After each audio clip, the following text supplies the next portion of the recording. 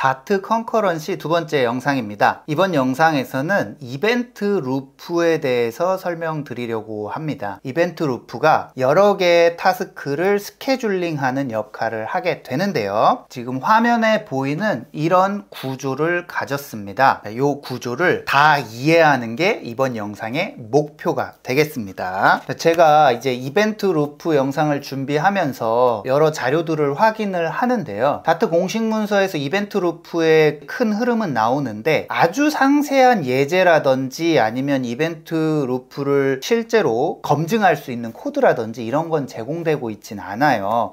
그래서 그 여러 가지 테스트를 해서 그 시나리오를 검증을 하긴 했습니다만 일부 영역은 제 주관적 판단이 조금 된 부분이 있습니다. 메인 아이솔레이트라는 게 보입니다. 요게 한마디로 말해서 두뇌다 이렇게 생각하시면 됩니다. 여기로 도착하는 놈들이 실행되는 겁니다. 자, 그 다음에 이벤트 루프라는 녀석이 있습니다. 이 녀석이 여러 개의 타스크를 무엇을 먼저 실행할지 결정해서 메인 아이솔레이트로 보내주는 역할을 합니다. 우리는 이렇게 어떤 타스크를 먼저 수행할지 결정하는 거를 스케줄링이라고 표현하기도 합니다. 그래서 이벤트 루프는 스케줄링을 해서 메인 아이솔레이트로 타스크를 보낸다. 이렇게 이해하시면 되겠습니다. 자, 그 다음에 마이크로 타스크 큐와 이벤트 큐라는 녀석이 있습니다. 큐가 무엇인지 어떤 구조인지는 우리가 이전 영상에서 설명을 했죠. 선입, 선출. 먼저 들어온 타스크가 먼저 나가는 구조입니다. 자, 그래서 두 개의 큐가 있습니다. 마이크로 타스크 큐와 이벤트 큐. 더 우리가 핵심적으로 봐야 되는 건 이벤트 큐입니다. 대부분의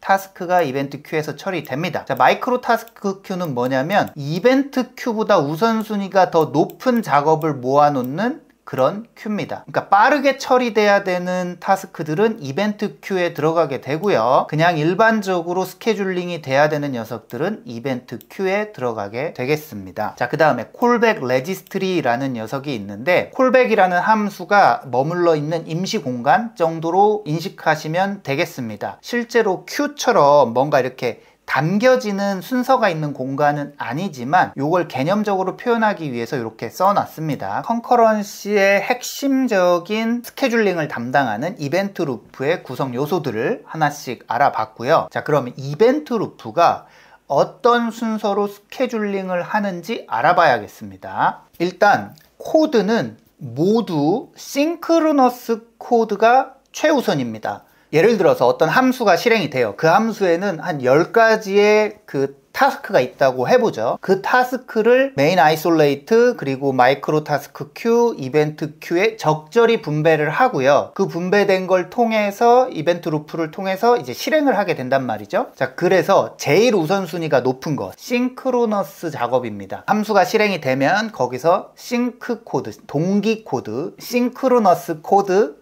우선으로 작업이 진행이 되고요. 자, 그 다음에 남는 거는 비동기 코드가 되겠습니다. 비동기 코드가 에이싱크로너스라고 표현을 하고요. 에이싱크로너스 코드들은 메인 아이솔레이트로 바로 가지 않고 큐에 들어갑니다. 마이크로 타스크 큐든 이벤트 큐든 큐에 들어가게 되고 이벤트 루프가 스케줄링을 해서 메인 아이솔레이트로 보내게 됩니다. 싱크 코드가 더 우선이고 에이싱크 코드가 후순입니다. 에이싱크 코드는 마이크로 타스크 큐와 이벤트 큐로 우선순위에 따라서 쪼개지게 됩니다. 마이크로 타스크 큐가 우선순위가 더 높고요. 이벤트 큐가 우선순위가 낮습니다. 그래서 더 우선순위가 높은 코드들은 마이크로 타스크 큐에 들어가는 겁니다. 우리는 이 과정을 이제 예제로도 알아볼 거예요. 그래서 잘 이해가 안 되시는 분들은 너무 걱정하지 않으셔도 됩니다. 자, 정리 한번 해보겠습니다. 어떤 함수가 실행이 됐어. 이 함수에는 10개의 타스크가 있습니다. 이 10개의 타스크는 에이싱크도 있고 싱크 코드도 있습니다. 일단 싱크 코드가 모두 메인 아이솔레이트로 들어갑니다. 실제로 컴퓨터가 제가 말하는 순서로 연산하진 않습니다만 결과는 똑같습니다. 결과적으로는 메인 아이솔레이트에 싱크 코드가 한 번에 들어가지만 실제로 1번 싱크 코드 넣고 A 싱크 코드들 스케줄링 쭉 하고 마지막 싱크 코드가 메인 아이솔레이트로 가고 이렇게 순차적으로 진행이 되긴 됩니다. 하지만 어차피 메인 아이솔레이트에 들어간 녀석들이 가장 높은 우선순위로 실행이 되기 때문에 싱크 코드가 한 번에 메인 아이솔레이트로 다 들어갔다 라고 이해하셔도 결과적으로는 다를 게 없습니다. 이해되셨죠? 자, 그래서 표현을 이렇게 해보겠습니다. 10개의 타스크가 에이싱크, 싱크 섞여 있어요. 자, 싱크 코드는 한 번에 메인 아이솔레이트로 뚜락 가서 줄을 섭니다. 그 다음에 에이싱크 코드들이 남았죠. 자, 에이싱크 코드들은 우선순위를 나눠서 마이크로 타스크 큐에 들어갈 녀석들 쭈르륵 보냅니다. 그리고 이벤트 큐에 들어갈 녀석들 쭈르륵 보냅니다. 마이크로 타스크 큐에 한 3개 들어갔고 이벤트 큐에 한 5개 들어갔다고 해보죠. 그러면 메인 아이솔레이트에 2개의 타스크가 들어가 있고 마이크로 타스크 큐에 3개의 타스크가 들어가 있고 이벤트 큐에 5개의 타스크가 들어가 있습니다. 아이솔레이트에 들어가 있던 2개가 먼저 수행되고 그 다음에 마이크로 타스크 큐에 들어가 있는 3개가 수행이 되고 이벤트 큐에 들어가 있던 5개가 들어온 순서대로 하나씩 수행이 되게 됩니다. 자, 요 과정이 이제 이벤트 루프가 돌아가는 과정이고요. 여기서 여러분들이 하나 주의하셔야 될 거, 이벤트 큐보다 마이크로 타스크 큐의 우선순위가 높죠. 이벤트 큐가 5개의 작업이 있습니다. 마이크로 타스크에도 ABC라는 작업이 있습니다. ABC 작업이 다 수행됐어. 그래서 마이크로 타스크 큐가 비었어. 그럼 이벤트 큐에는 5개의 작업이 아직 있죠. 1, 2, 3, 4, 5. 그래서 1번이 처리가 되었습니다. 그 다음에 2번이 처리가 돼야 될 것 같잖아요. 그렇지 않습니다. 1번이 처리가 된 다음에 이벤트 루프는 마이크로 타스크 큐를 다시 점검합니다. 1번이 수행되는 와중에 마이크로 타스크 큐에 다른 작업들이 들어와 있을 수 있거든요. 그러면 2번이 수행되기 전에 마이크로 타스크 큐 작업을 다시 또 수행합니다. 마이크로 타스크 큐가 다 비울 때까지. DEF라는 작업이 마이크로 타스크 큐에서 수행이 다 되고요. 그 다음에 이벤트 큐에 2번 작업이 수행이 되는 겁니다. 이렇게 이벤트 큐가 실행이 되기 전에는 항상 마이크로 타스크 큐를 먼저 점검합니다. 이 과정이 반복되는 게 이벤트 루프의 동작 원리가 되겠습니다. 이렇게 큰 구조는 이렇게 돌아가고요. 사실은 이 정도만 인식하셔도 크게 문제는 없어요. 그런데 우리는 한 발짝 더 들어가 보겠습니다. 정확하게 내 타스크를 스케줄링 하지 않아도 실제 코드에서는 큰 문제가 되진 않거든요. 그렇게 미세하게 작업 순서가 영향을 주지 않기 때문인데요. 복잡한 연산을 쓰게 되면 가끔 이 미세한 순서들이 영향을 줍니다. 어떤 기준에 의해서 마이크로 타스크 큐에 타스크가 배치되고 이벤트 큐에 타스크가 배치되는지 한번 자세히 알아보도록 하겠습니다. 큐에 작업이 들어갈 때는요, 퓨처라는 비동기를 이용하기 때문에 큐에 작업이 들어갑니다. 싱크 코드는 무조건 메인 아이솔레이트로 간다고 그랬죠. 그러니까 에이싱크 코드만이 큐로 들어가는데 그 에이싱크 코드들 중에 우선순위를 나눠서 마이크로 타스크 큐, 이벤트 큐 이렇게 나눈다고 했습니다. 그 다트에서 비동기를 말할 때 퓨처와 스트림이라는 게 있습니다. 자, 스트림은 일단 옆에 치워두고요. 퓨처로만 우리가 알아보겠습니다. 퓨처를 다 이해하면 스트림은 자연스럽게 이해가 됩니다. 퓨처라는 걸 이용해서 에이싱크를 구현을 하는데, 자, 이 퓨처는 2가지 상태가 있습니다. uncompleted 그리고 completed 이렇게 크게 2가지 상태가 있습니다. 이 2가지 상태에서 complete 부분에는 2가지로 나눌 수 있어요. 뭐냐면 value를 갖고 어떤 값을 가지고 completed가 되는 거, 그리고 에러를 가지고 컴플리트드가 되는 거. 밸류를 가져도 컴플리트가 될 수 있고요. 에러여도 컴플리트가 될 수 있습니다. 그래서 퓨처는 크게 말하면 2가지지만 세부적으로 말하면 uncompleted 그리고 밸류를 가지고 completed, 에러를 가지고 completed 이렇게 3가지로 우리가 나눠볼 수 있겠습니다. completed 퓨처의 컴퓨테이션은 마이크로 타스크 큐의 영역입니다. 이 컴퓨테이션은 콜백인데요. 이 콜백은 마이크로 타스크 큐에 할당됩니다. 자, 그 다음에 퓨처에는 퓨처가 completed 된 뒤에 그 즉시 수행되는 then이라는 콜백이 있어요. then 또는 catch error, when completed 같은 퓨처가 completed 된 뒤에 즉시 수행되는 콜백들이 있습니다. 자, 요런 then이라고 표현할게요. 여러 가지가 있지만 요런 then 콜백들도 마이크로 타스크 큐에 할당됩니다. 그 다음에 개발자가 의식적으로 마이크로 타스크 큐에 타스크를 할당할 수 있어요. 그게 뭐냐면 스케줄드 마이크로 타스크라는 메소드를 이용하면 되겠습니다.